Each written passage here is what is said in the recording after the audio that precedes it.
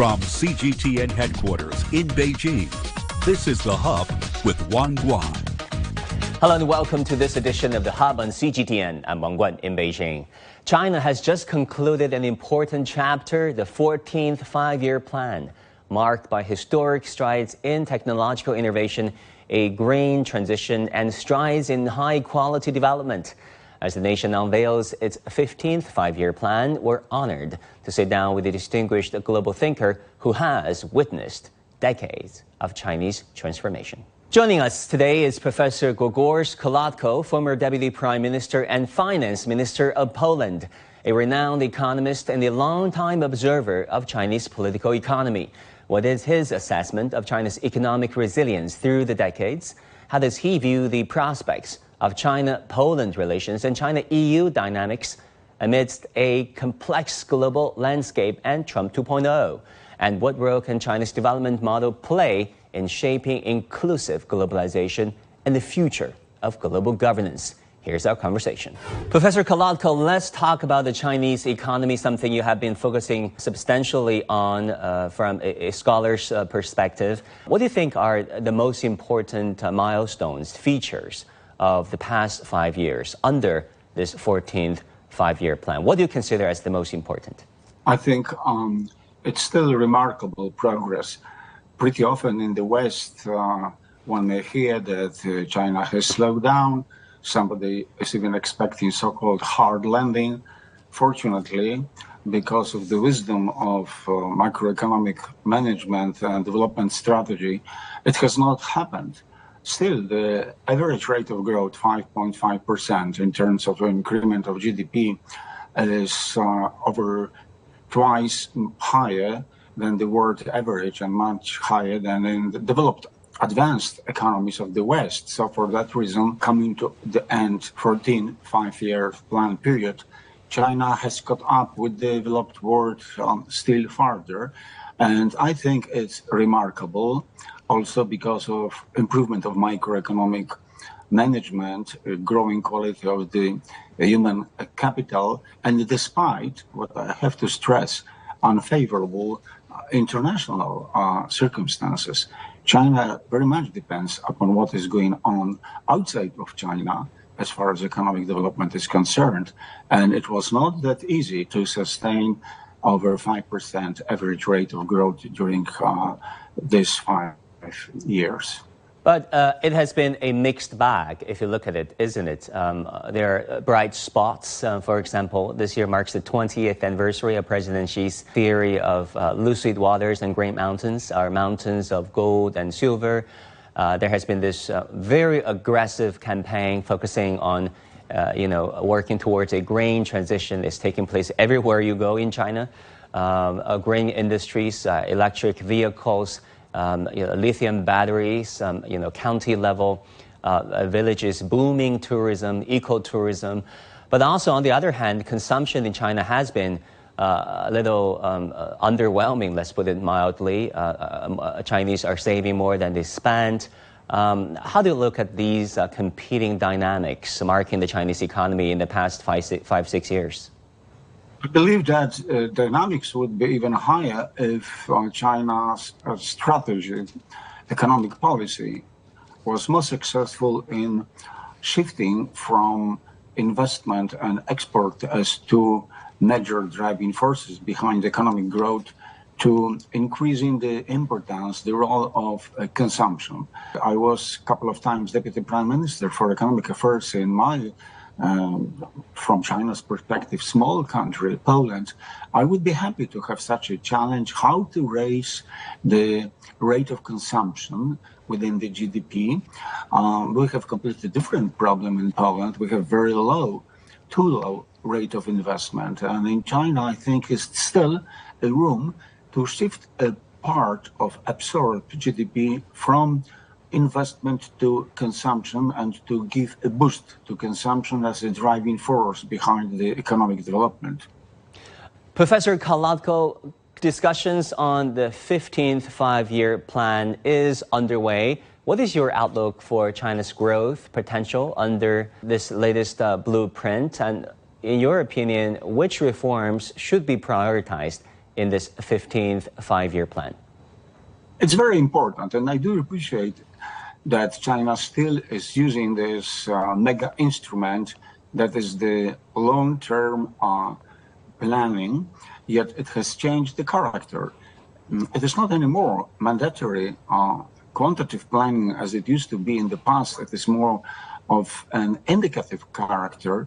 I think that the business people also of the private entrepreneurship, which do not have to follow the orders of the central government, are carefully listening and watching to direction, to the accents, to the instrumentation which will be presented in this 5 years plan for 2026-2030, because it's a kind of guidance how to act at the time where the market forces are more and more important than in the past. And my second comment is, elsewhere in this world, we have another leader, Trump 2.0, as I referred to the 47th president of the United States. There is nothing like long-term planning, long-term development strategy. There's only this megalomania, America first, make America great again. President Xi Jinping is not shouting, make China great again. Both America and China are great economies and great countries and so on. But China has the ability to manage the long-term process of development beyond the horizon. We are talking about the 5 years plan for 2026, 2030, but it is an instrument, it is a step towards what already China's strategy is taking into account, looking toward 2050.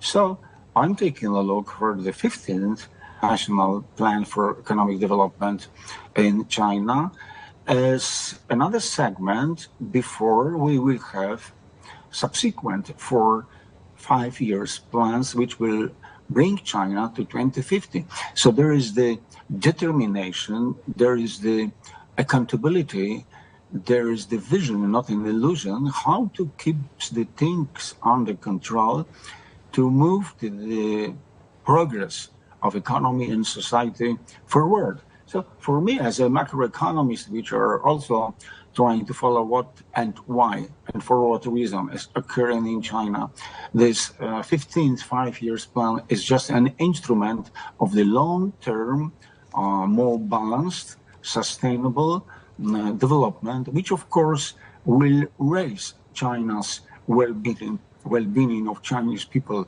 still further without shouting, make China great again, as it is happening in some other countries.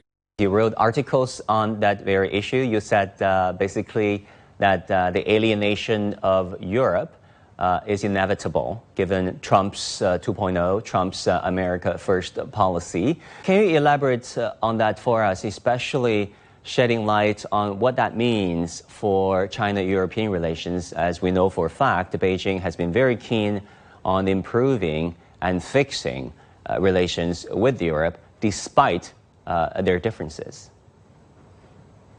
I have published recently a book on second presidency of President Trump and his, I would say, I won't hesitate to say so, ill-advised policy.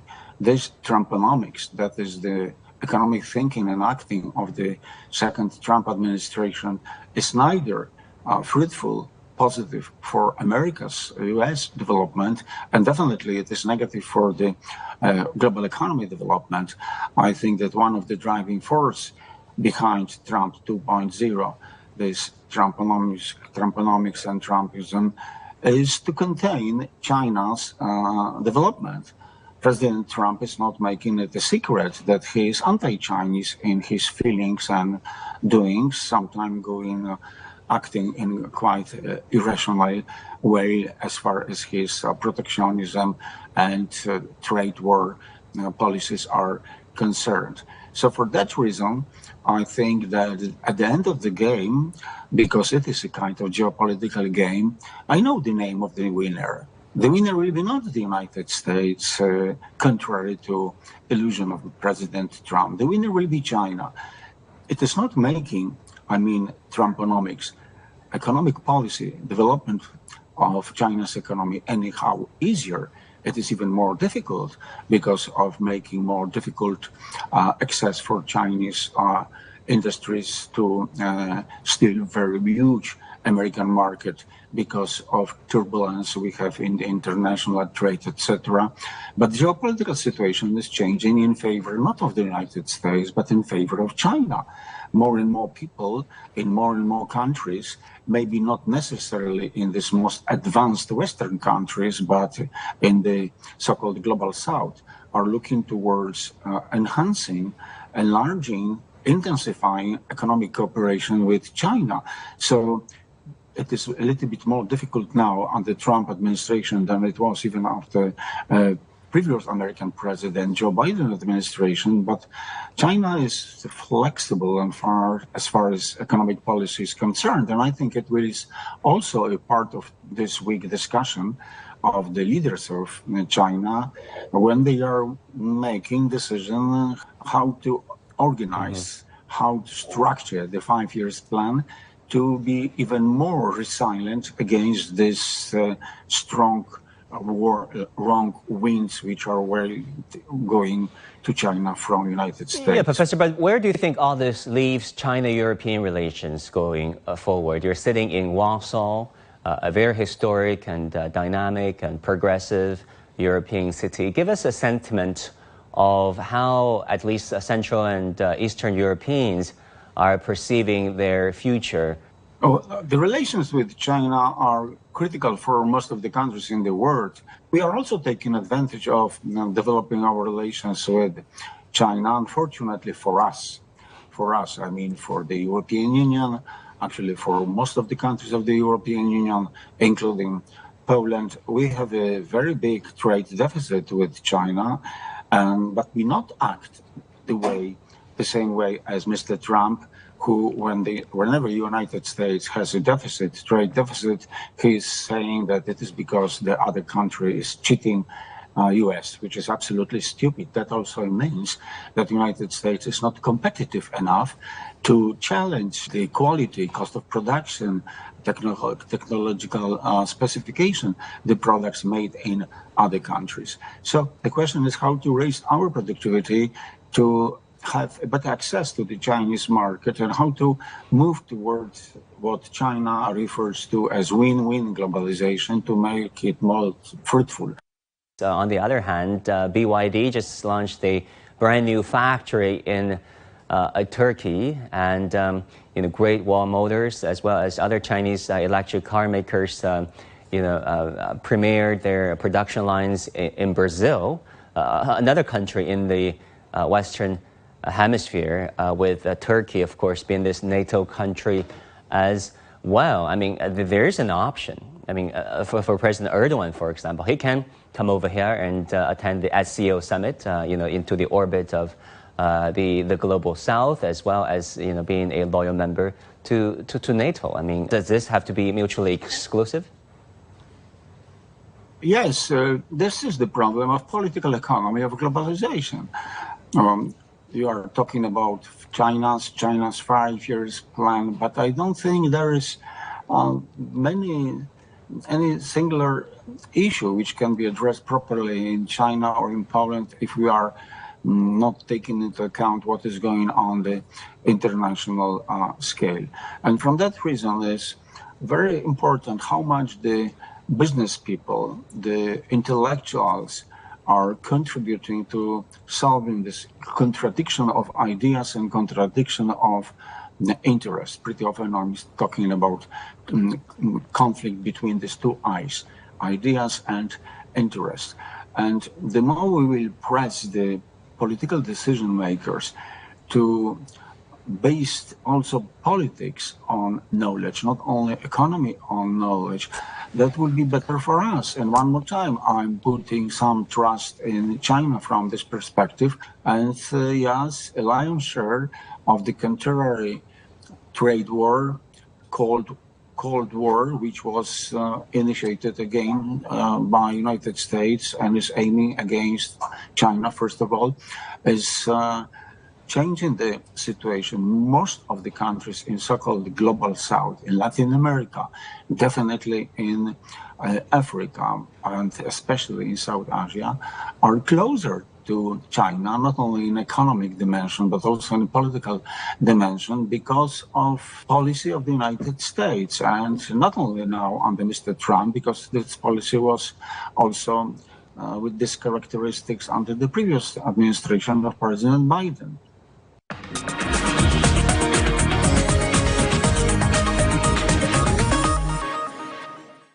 Talking about America's containment of China, you wrote an article comparing America's containment of Japan back in the 80s and early 90s, which eventually led to Japan's lost 2 decades. And you argue that China somehow is better positioned and better poised to counteract against America's containment strategies. Can you tell us all about that? I think that the situation is similar and very different. The very big difference is that China is about 10 times more populous than Japan at that time you mentioned and now. China is too big to be defeated. Pretty often we hear in the West the notion, too big to fail. Definitely China is not going to fail, and China is too big to be conquered or to be pushed, outside of the development track by the United States. This is simply stupid, I may say, policy on the American side, because the question is how to use the cooperation to be more fruitful from one's own business, not to contain China. Very many means, especially used by President Trump, are aiming for containing the China. What he will do tomorrow or next week, we are not sure, because he is quite an unaccountable leader, contrary to China. We, by and large, most of the time, we know what we may expect from China's leadership. We don't know what we may expect from President Trump's leadership. These days, he said again that he will impose 100% import duties on China's export to the United States, which is completely weird, because Mr. Trump still doesn't understand that the duties, import tariffs, are being paid by the importers in the United States. But it is, or if it will happen, I hope no, harmful for China. But in the longer run, we have to imply here the longer term analysis.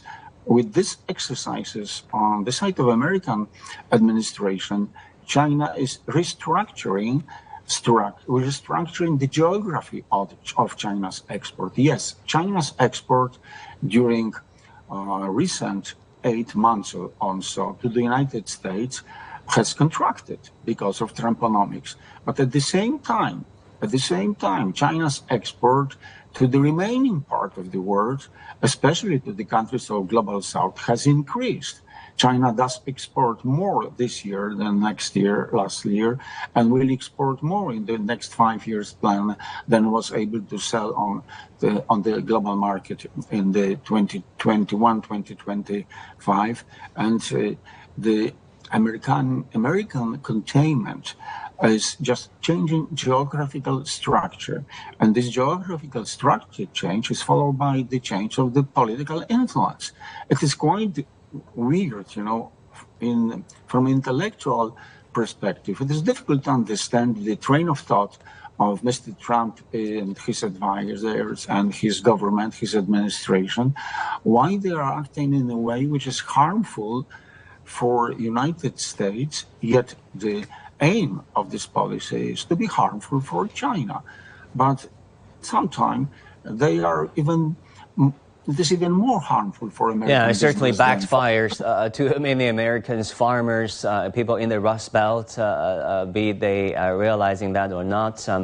But Trump is going to be around for 3 more years at most, if the U.S. Constitution stays that way. After 3 years, be it another Republican nominee president or a Democratic president, do you expect there to be more normalcy restored such as Trump's, Biden's 4 years in office, fixing cross-Atlantic relations, fixing alliances with their allies in Asia Pacific and their partners in Latin America? Or do you expect the Trump and his MAGA movement, the extreme right-wing movement, and their momentum and their political ideologies will be here to stay?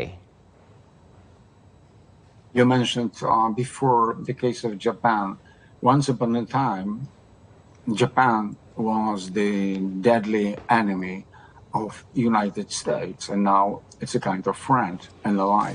So the things change, but neither in your or my lifetime, United States and China will be the friends and the allies against any other animal. There will be the competition between these two countries, but this competition can be peaceful, with mutual respect and win-win, as you would like to say in China. That is inclusive, contributing to the inclusive globalization, which is good for the development of the global economy. And now, as far as this Trumponomics is concerned, President Trump is in the office for the second time, already 8 months.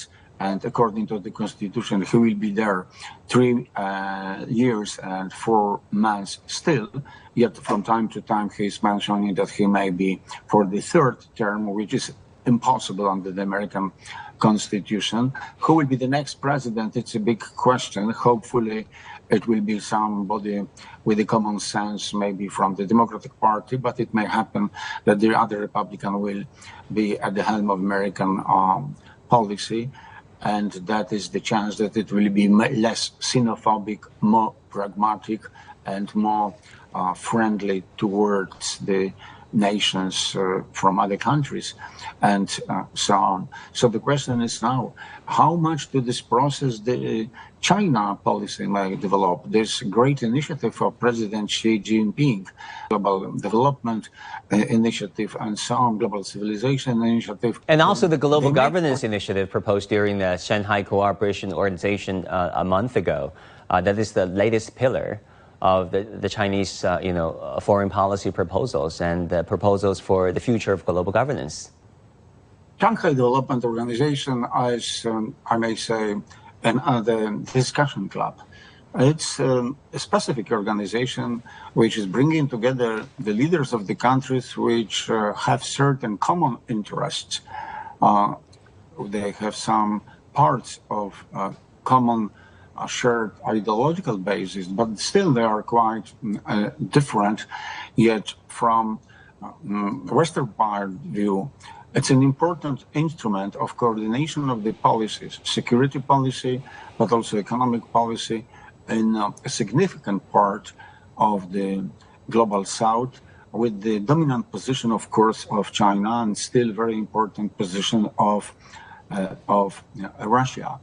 So therefore, it is observed, it is analyzed in the West, including Brussels, London, Washington, also to some extent in Warsaw, in Poland, and definitely from the American and Western perspective, the progress of Shanghai Organization is not something what is welcome. The piece of American policy is to make contradictions within others' regional integration groupings. Trumponomics is hostile not only towards China, Trumponomics is hostile also towards European Union. Mr. Trump said that the European Union has been established a long time ago as a fall of the United States, which is a completely weird statement. So Trumponomics is making economic policy, development policy, quest for a peaceful solution to the ongoing conflict in many places of this world even more difficult. And now the question is how it will influence the relations between these countries and China. Once in the past I said, making a comment to the comment of Economics Intelligence Unit, which stated that the world of the future will be divided into 2 blocks. West, led by the United States, and East led by China and Russia. And from time to time, they will use the military leverage to raise their influence in the global South. Well, my reaction was that not necessarily, and hopefully they will never use the military leverage, especially I don't think that is what China may do, and so on. But I see the future of the world, and here also I'm referring both to China and Poland, different way. We consist of two parts, so-called Euro-Asian sphere and Euro-Atlantic sphere. And definitely Euro-Atlantic sphere is led by the United States, and Euro-Asian sphere is with the dominant position of China, but not having China as a leader. Eurasia is not only China, but it's also India, the ASEAN countries, and so on. And the European Union, including my country of Poland, we are the part of both Euro-Atlantic and Eurasian. And for that reason, the fine art of policy now and during next 5 years and in the following years, as far as the European Union is concerned, it's not to subside to the American pleasure and not to allow us to be an instrument in anti-Chinese policy of the American administration. It is not an interest of our business, of our people, of our nations, of our countries. It is easy to say, it is difficult to do, but I do know, I'm convinced that several political leaders, and definitely the business people in European Union, are very much aware of the fact. So what they think is one way, and what they say in public is another thing, because they must be careful, because we still have to manage somehow our relations with the United States, and at the same time, we have to improve our relations with China. It is a delicate balancing act. Thank you so much for all these insights and perspectives. Professor Kołodko, has been a pleasure, as he always has. Come back again, please. Thank you for having me. That will do it for this edition of The Hub on CGTN. Thank you so much for tuning in. Our news coverage continues on CGTN. Bye and take care.